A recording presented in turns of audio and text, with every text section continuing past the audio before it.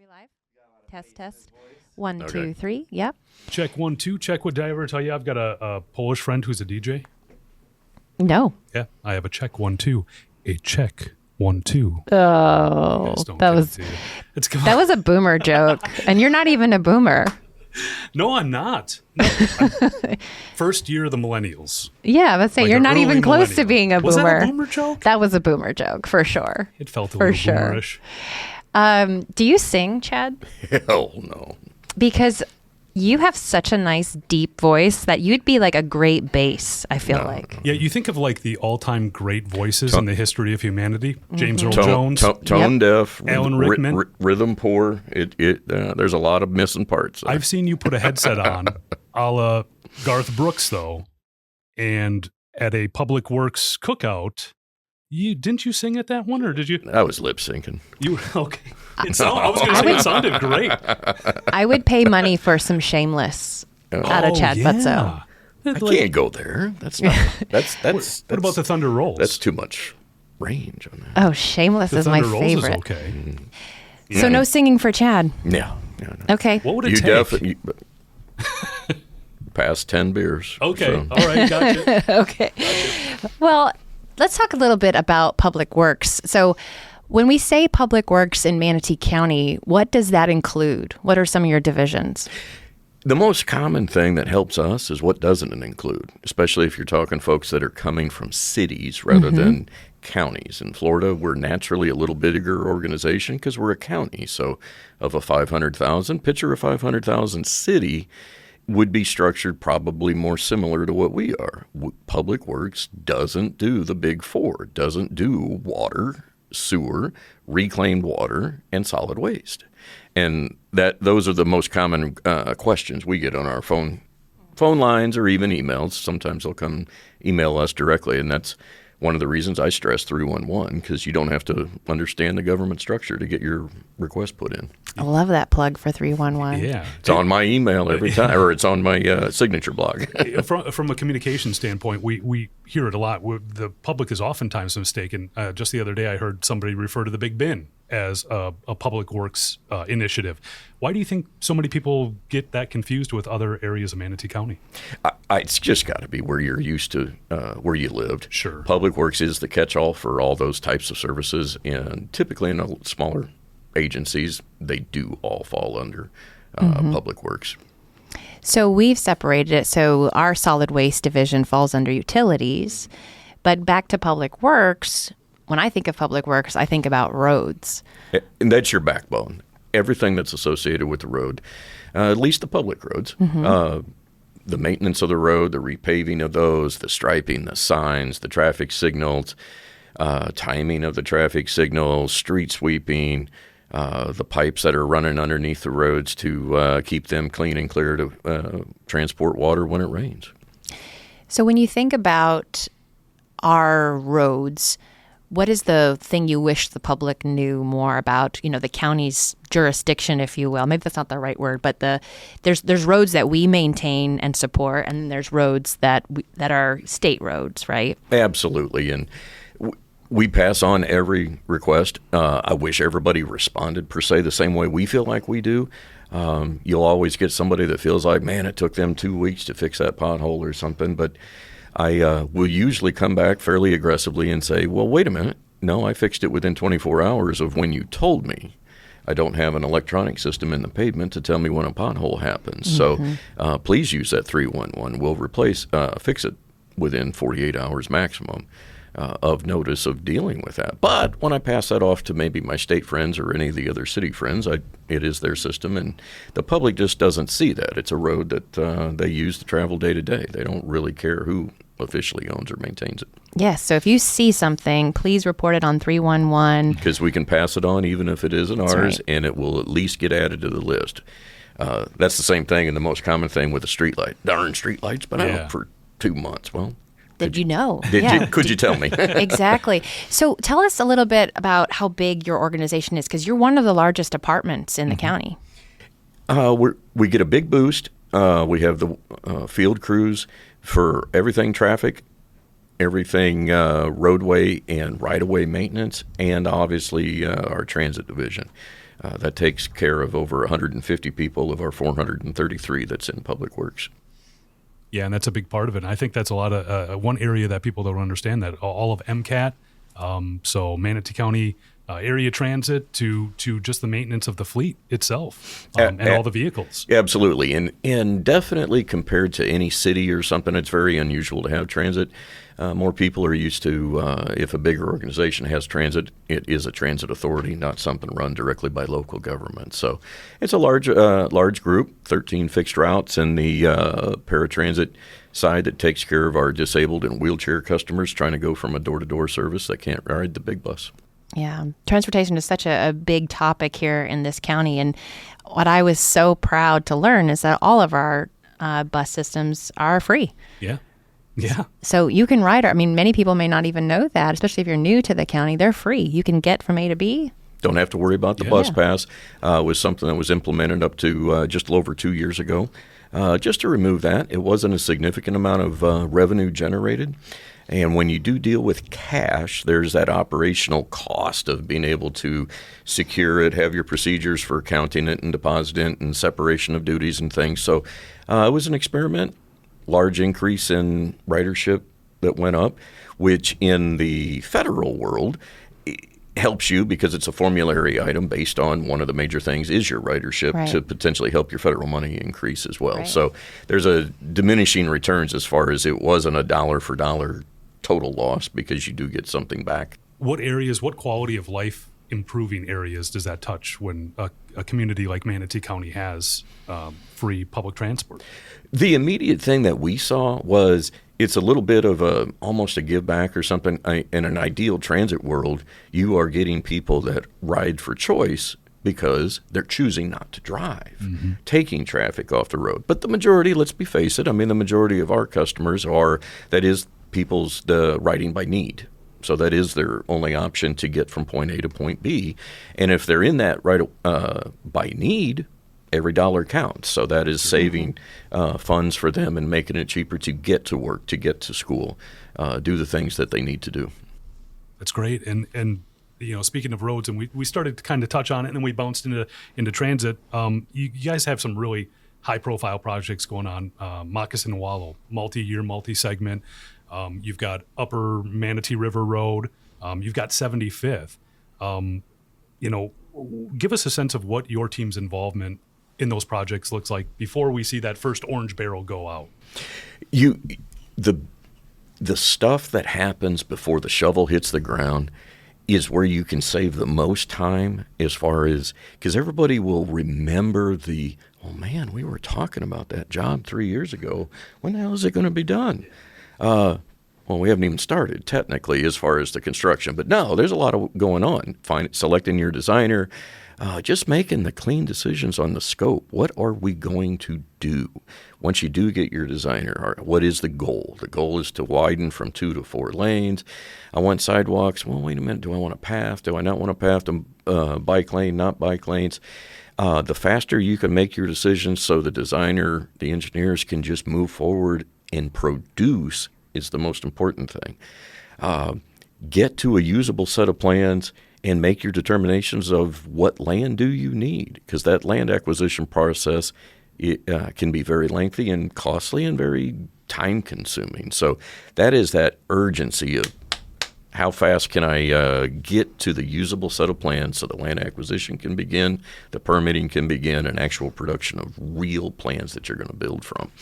And every day, every month, those days add up because they're not delaying the start of construction. And you can always award a job to a contractor and say, he's got 2 years to get it done. Hey, we got done 3 months early. Everybody'd laugh at me and say nothing ever happens early. But it's a very limited period of time. Then in that project development phase, that's where you can try to save time. And that's what we definitely try to strive to. So of some of those projects that Casey just mentioned, tell us what's on your mind right now as a director? How are you balancing all those big capital projects? They get your attention whether you want it to or not. Actually, the bigger fear that I have is what are the small things that I'm forgetting about on the day-to-day, because the headlines get your attention very much. Upper Manatee is one of those where it will be one of the weird jobs for the public that drive that road every day because of the vast amount of utility work that it has to get done before significant road work can get done. We've got a great contractor out there in Woodruff and Sons, and they are doing everything they can do to do what's capable in the moment of what's in the order of what can be done. What most people don't realize is there's a giant 42-inch water line that goes all the way from the north end with the signal at Fort Hammer all the way down to 64 that's being replaced.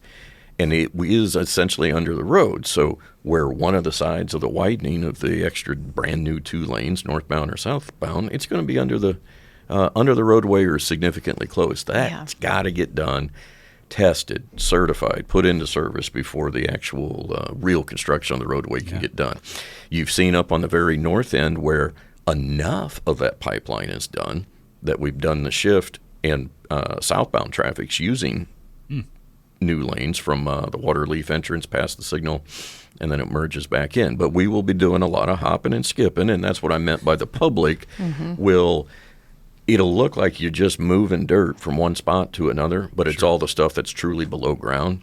Yeah. And in the last 12 months or the last 6 months of that job, it'll look like, what were you doing the other 18 months? You did it in 6 months, but you got to break a lot of eggs before the cake rises. Right. And maybe that's the reason why, a lot of citizens maybe confuse public works for utilities, is because there is some crossover there, right? You guys are working very closely and collaboratively together. Tell me a little bit more about that. Like, how do you coordinate with such? I mean, you guys are a large department. Utilities is an equally large department. How do you guys make sure that all your that Upper Manatee River Road job is a perfect example of the close coordination that we have to make. So it was their decision to make the decision that this pipe should be replaced. So then we design it, and we're overseeing the construction to make sure it gets in. But then there's all the coordination of to do the connections. Like, you're only replacing the pipe up to some point in a line on the map, and then you got to tie back into the existing.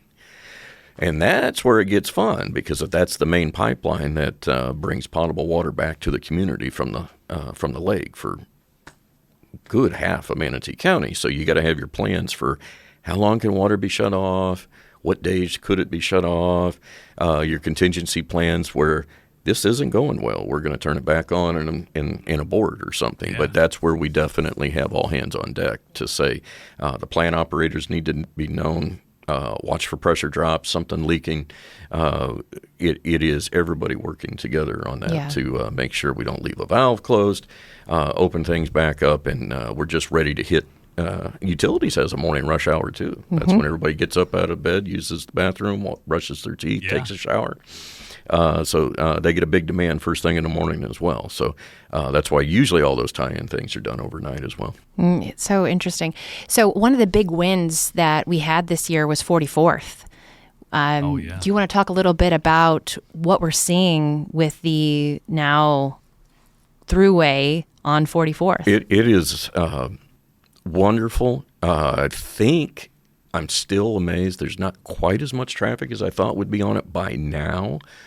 But to see it come to fruition in a different several jobs ago, but still working for the county, watching board meetings, commenters from the citizenry back in 2011, 12, 13, it's a road to nowhere. It'll never go past 301. Then we got to Lockwood Ridge Road or 45th Street East. It'll never get across the Braden River. It's a road to nowhere. We don't need to spend any money until you got all the money to build the whole thing. Well, the line on a map came true, and it is now your new corridor. Took a little bit longer, but honestly, that was a steady pace. It was segment by segment by segment. It's just too big of a nut to crack to try to take anything like that off at once, which is just like what's being done with Moccasin Wallow now. But 44th, that is your the epitome of something that came from the original comprehensive plan back in 1989.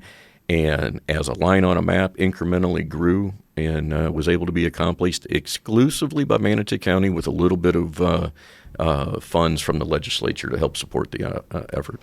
Yeah, it's a huge win. I know. I mean, just being able to drive from the beach all the way to Lakewood Ranch is just It's Yeah. unbelievable. And even, I went yesterday from Chili's to the Goodwill down on 70, and it took me a fraction of the time that it would have taken me to either get down on 301, go south to 70, and then over, because you have so many stoplights on 70. By being connected over the interstate, it gives you, if east of the interstate is your destination, or even if you're heading to Mayaca, it gives you so many more options to go. But if your goal is just to get on the interstate and you're leaving downtown or the heart of Bradenton over here on Tamiami Trail, is because you can connect at 45th, you can connect at Caruso Road, you can connect at Creekwood, you can connect at Lena, you can connect at Lakewood Ranch Boulevard. You take it only as far as you need, get to where you I need use to. it quite a bit. My daughter goes to Braden River, so we're always kind of jooting over on 44th. She works at PDQ on the other side of 75. So we use it quite frequently. And the one thing I noticed is you guys are listening to the public too. There used to be just to the east of 301, there was a turn-only lane. I don't know if you on that was at 45th. At 45th, yeah. So and you guys changed that, so you got rid of it. I drove on it yesterday. I'm like, hey, they got rid of that turn-only lane. It was awesome. Don't want to throw it's an interesting story. So it was one of those things that was, there is a right turn lane coming. Yep. We were doing, as everything progressed, the last thing that was needed was some FPL poles to get relocated. And we had many other higher priorities for FPL to work with us on. So it was striped out because it was a right turn lane, because there eventually will be one. But the need, once we opened the road over the Braden River and now the interstate, we just restriped it. Those poles did get replaced, relocated. So in January and February, that right turn lane will be being installed. Oh, awesome. Good to know. I got the inside scoop. So we're listening. When you have feedback and you've got, that's good to know. Thank you for that. Let's talk about another hot topic that we've at least seen at our Board of County Commissioner meetings, and that's roundabouts. So the roundabouts, I mean, I have been so surprised at just how much dialogue we have spent on both sides of those who love roundabouts and those who are maybe not so in love with roundabouts. And those who have no idea how to use roundabouts. And then, that's right, those who don't know how to drive in a roundabout. Right. Could you talk to us about, the county, we're seeing more roundabouts. What are some of the safety reasons why we're actually leaning into roundabouts in specific areas? At the national and the state level, there's just been a huge push in the last 10 years to lower the number of serious and fatal injury crashes across the board, because as the volumes of traffic has gone up in the nation, it wasn't that the number of accidents had always tracked there, but definitely the number of fatal ones, because between speed and the volume is where things have been happening. The total purpose for a roundabout is, one, you don't need a traffic signal from a cost point of view, or power to make things happen. But what it really does is it physically makes those super dangerous, fatal type crashes, the head-on collisions, and what we call angle crashes, the T-bone, practically removes them, because of the way, if a car is going to hit another car, it's usually some version of a sideswipe. It removes what makes things the most dangerous, and it absolutely leads to those horrific situations. I've heard you talk about like impact points in both intersections and roundabouts, and could you maybe speak about that a little bit? So the type of thing is, the most severe crash is typically they're called the T-bones, but the easy thing is a left turn went in front of a green light. Yeah. Or somebody ran a red light while somebody's making a left turn. And you could either get a version of a head-on collision or straight into a side door with the front of another car. Those are the ones by everybody going right, circulating around a roundabout. You may get a fender bender, but it's very hard to get one of those super high-speed opposite direction crashes. A lot more research has got onto them, where they don't all have to be a one-size-fits-all. There's a lot of principles that are one-size-fits-all, but given the traffic volume and the type of vehicles that use yours, you may design it a little bit differently. As far as if you have a high right turn movement, you can put a slip lane in it, so somebody turning right doesn't actually have to enter The roundabout. the roundabout. You see some of that at like Rye and 64 in places where you got high turning moments. And that's the nuances that get into the site-specific design for each use. And then think about in the storm too. Talk to us a little bit about how they play a role when you don't need a traffic signal, but you have a roundabout. Well, that is amazing down here. Where what are you supposed to do when you come up on a traffic signal with no power?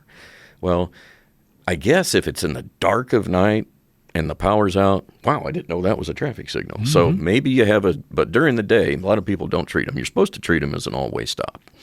And by at least it being a roundabout, whether it's any normal power outages or it's an extended power outage because of a hurricane or a tropical event, the roundabout just functions. As long as there's not debris blocking the roadway, they're back up and running the same day. We struggle in the core of the county. If the power is going to be out for an extended period of time with deploying generators, the batteries only last for 6 or 8 hours, and then usually we're not even on the road yet by the time a lot of the batteries are starting to wear down. So we start doing the generator scramble, trying to get things back up and running as fast as we can. I've seen you guys do a really good job in Public Works of educating that next generation of drivers to appreciate the importance of roundabouts. What are some of the ways that you guys are even engaging with some of our youth to let them know the benefits of roundabouts? Every time we come across another piece of educational material, whether it was made by us or anybody, we'll steal it and use it at any time. FDOT's came up with a video or two that's actually been pretty good, and we've reposted that link a number of times. We do our traffic safety events where we have our traffic garden, and we try to take that to the east side, the west side, and our open house a year. So we usually reach out to the community at least twice a year or 3 times a year, where we'll actually have demonstrations that are painted on the ground, and we can talk people through it if they have questions. But what we found was exceptionally useful is we've got about the size of this table here, aerials printed of some of our newer roundabouts around. Some of them are the 4-lane roundabouts on a state road. Some of them are 2-lane roundabouts. Some of them are mini ones that we started to put into some neighborhoods. And we just we have it there. We're trying to engage people with your Matchbox cars and say, well, what's confusing? Can I help you? Why do you think this isn't a good idea or something like that? And the Matchbox cars. And believe it or not, at our open house this spring, that was extremely helpful. And actually, we plan on taking that and trying to piggyback on as many other county events as we have, just to take that booth, that table there and just strike up conversations, because I think it's great for other people to know.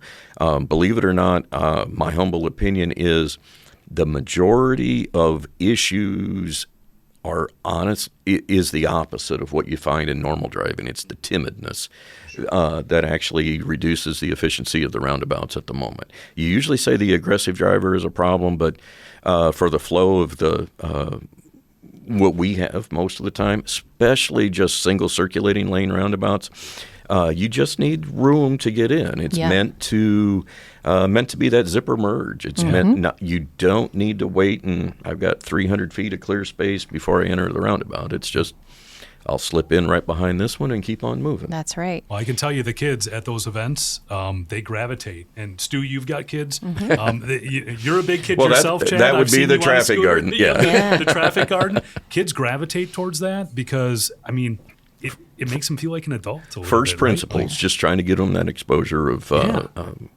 you cross at a crosswalk and which way you're supposed to look. I mean, it's just as simple as you can get with the kids. And you just had a bike safety event out at Lakewood Ranch, Library. So talk to us about that, because I think about that all the time, and just the safety of encouraging people to ride in the bike lanes and having the confidence and know-how, frankly, of how to ride your bike on the road in the bike lane. What is Public Works currently doing to help educate the public and the kids? Tell us about that event. We have a position that's specifically labeled that. It's called our pedestrian bicycle coordinator. And she's developed a program where at least 2 times outside of our open house, and you'll get a third and a fourth one. Third one during open house, and usually there's another event we try to tag along with to go out.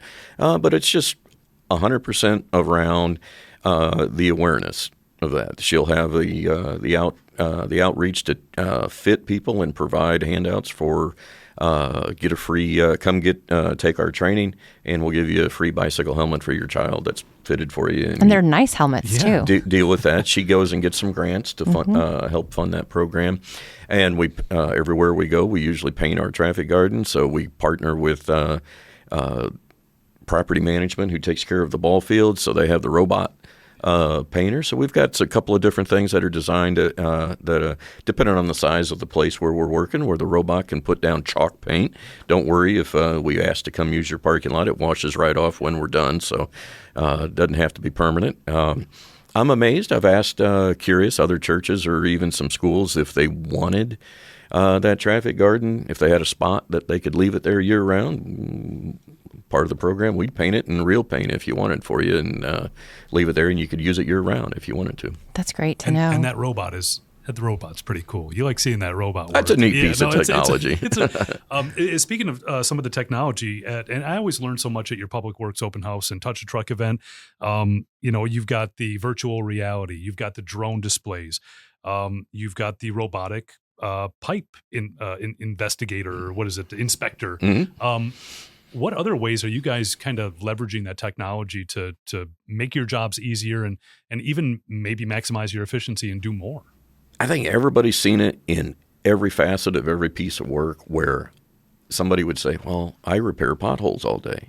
I have nothing to do with computers. Well, in this day and age, it's a litigious society. We have to document our work.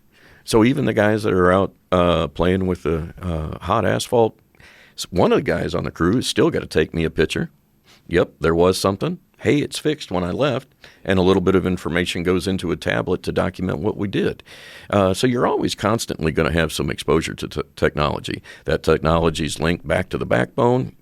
We know it's been repaired in live time. So if a service question was coming in, yep, that got fixed about an hour ago, nice. If need be. How does AI play into Public Works right now? We're working with IT and looking for what is the next thing. There's a few things that AI is easy to do right now, which is kind of just taking the next step of some technologies that we had. Information extraction from a photograph.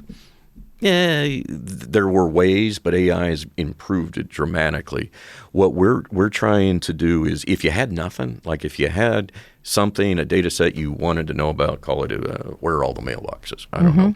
Not something I normally track. But if you wanted that, that's an easy thing. Somebody's driving the streets, extract it from whatever pictures that you have. But I call that the so what. Most of what we have some layer of something that we already own. We're working to try to either find somebody that's working on it, or when you can get that extra thing that says something's changed, something's missing, this one's new. Those are the things that I'm more interested in, or can give you a condition rating. This pavement stripe is now too faded. That's what I mean by the change. To me, I'm looking for those so what things that'll help bring it back, that will fire that work order. Like I said in the opening here, did I know there was a pothole there? Those are the types of things that we're talking about. And what exists right now? Like what partnerships or collaboration are you pursuing for that? We got several because everyone has that need. You get that use of there's so many other things that are interested. If you had a just call it the Google Street View of a road, well, I naturally care about the things that I care about: the pavement, the striping, the signs, the sidewalk, the curbs. Someone else in another department is like utilities is looking at fire hydrants. Can I see my valves, backflow preventers, some other things? Property management might be looking at somebody else. Community Veteran Services might be looking at specifically sidewalks or something, or accessibility to buildings. So the IT effort right now is really focused on what's useful, what does the county as a whole need the most. Yeah. So if there's a way to test, what's the biggest value for not just a single department? So that's where the IT help is. We're launching a new pavement management system right now that will give us the opportunity. It's a developing technology for them, but because we're already a partner with them in pavement condition rating, we can be testing a little bit of stuff, call it gratis, Yeah. for the next year while we're with them. So that one's a little bit of a bonus just because we're in for pavement condition assessment where equipment is put on county vehicles. And as you ride over them, a combination of the sensor itself, feeling the roughness ride on the equipment, and it also plugs into the electronic sensors of the vehicle.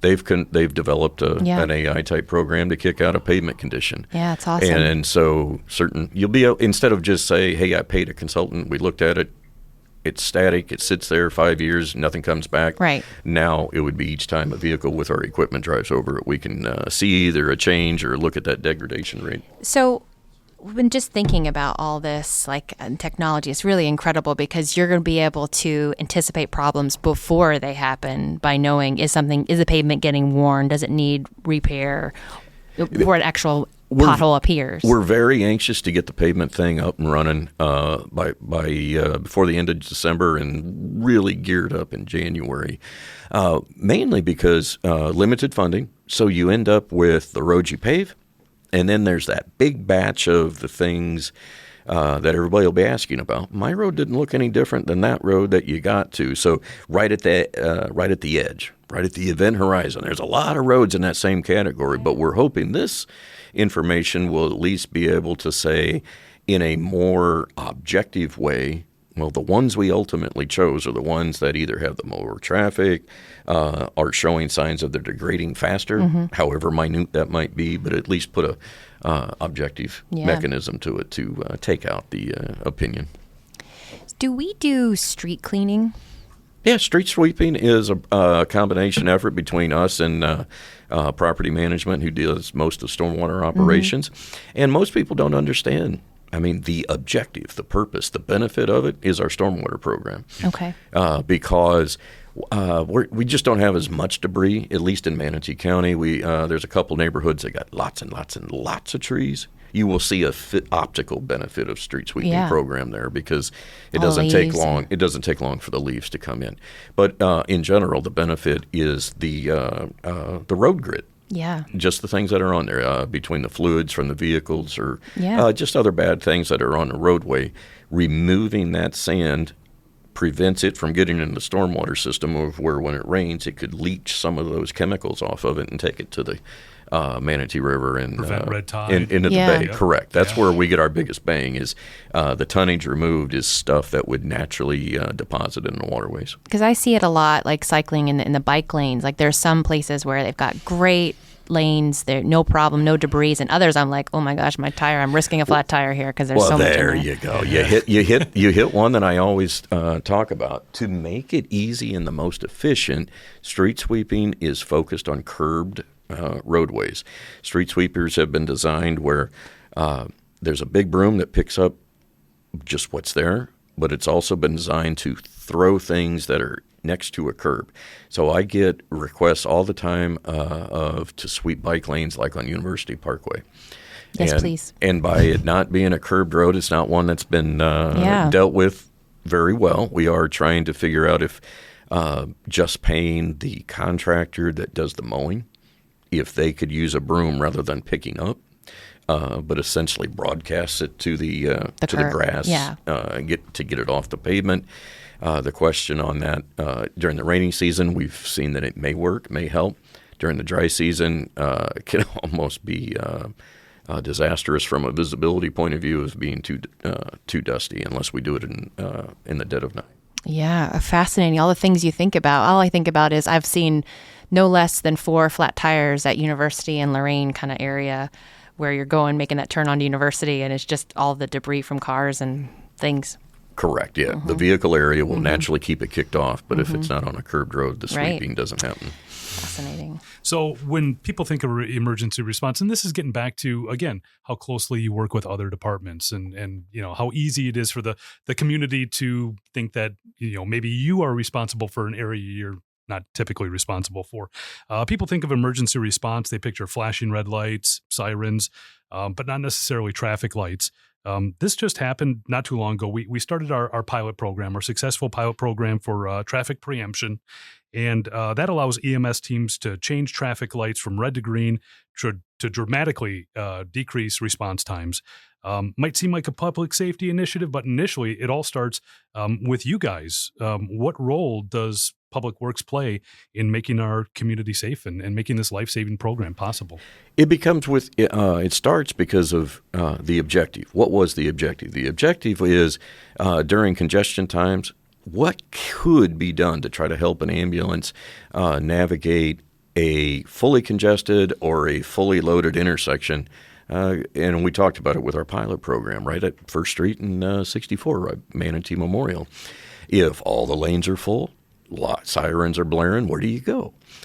So the concept of the project was very simple, but then it gets into the details of the technicality of you have to interrupt the timing. So the whole principle was the easy way to talk about it is if an ambulance is heading north, it's rush hour, and there's obviously nowhere for any of those 4 lanes of traffic to get out of the way for the ambulance.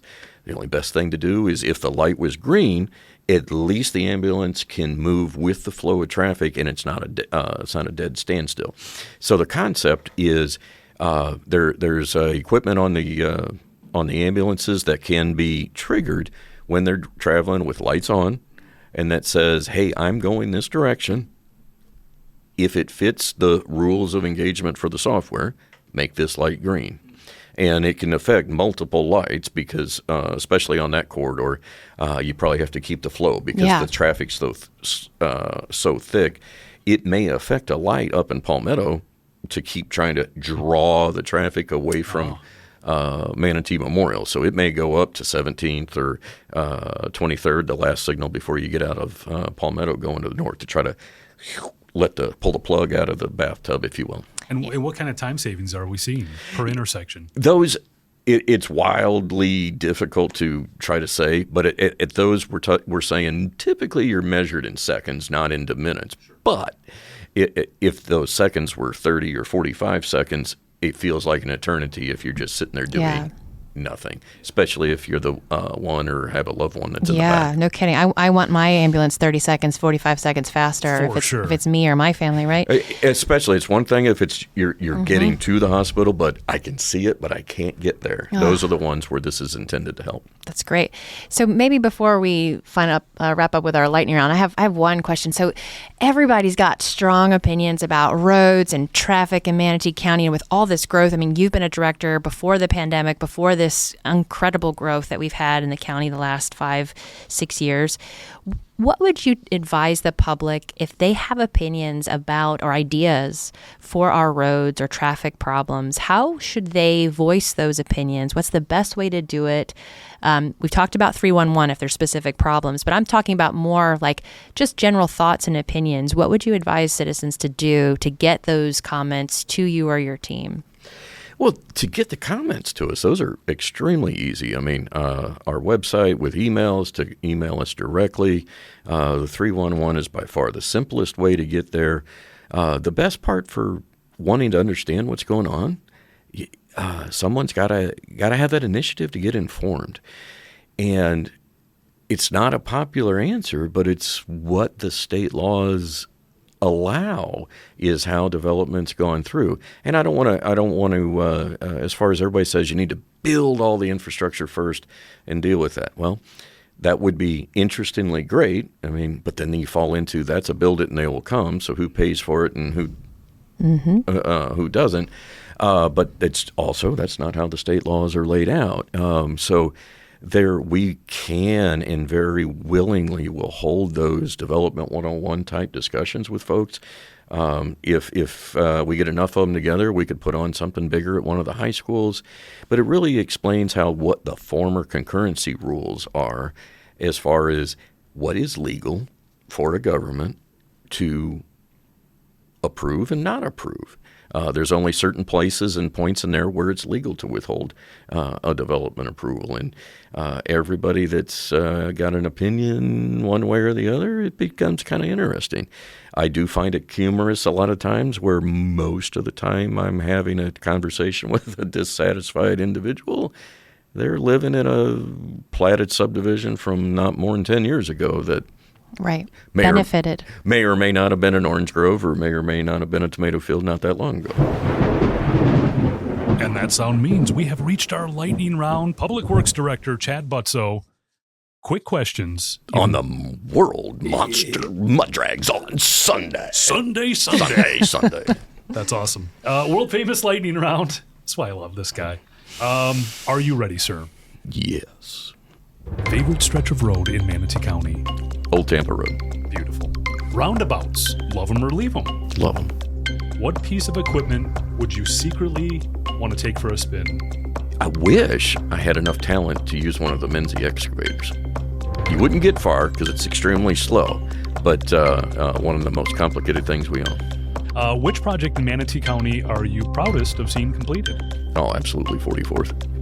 If you could instantly fix one type of infrastructure problem countywide, what would it be? Every traffic signal timing to be perfect all day, every day, no Good matter one. of who maintains it. But there's a lot of stuff that interrupts communication power and different networks and things. So Good one. everyone is a very tough statement, but I'd like to make them all. Yes, sir. Would you rather be up in a bucket or with your feet firmly planted on the ground? I have been up in the bucket. I like the ground. Yeah. It's amazing how much it shimmies and shakes once you're up there 50 feet. Can you take me in a bucket? Absolutely. Put a harness on and It's get up there. nerve-wracking. Jonathan's been up in one. I was up. Stu stopped short. You get that sucker fully extended, And it's- and well, you've seen an extension ladder against a house. Yeah. Yeah. And that I bucket- almost that- lost that- my husband last storm putting on that- our shutters. That Yeah. bucket's doing the same thing. Yeah. Okay. And then last With a question. harness, yes. With a harness. Yes. And one last question. One division in Public Works that doesn't get enough credit. Transit and I think field maintenance all the same. I mean, everybody that works outside. Shout out to those gentlemen and women who are All doing summer that. long, and summer being 8 months long. Yeah. I don't know how they do it. I go do yard work for a little bit. I just it's so obvious. I don't work for a living, so if I'm bending over for 2 hours pulling weeds out of a flower bed, I'm like sore for 3 days. But I got folks that do it all day, every day. Well, thank you so much, Chad, for your time today. You've been here from what, like 2007? Moved here in 07. Yep, 07. And I just feel that every year you've brought something bigger and better to the table as far as your skills, your capabilities, your ability to build a team. I've worked with several of the people that are on your team, and they all have deep respect for you. And I think that's because you have a world of respect for them. So thank you for coming in.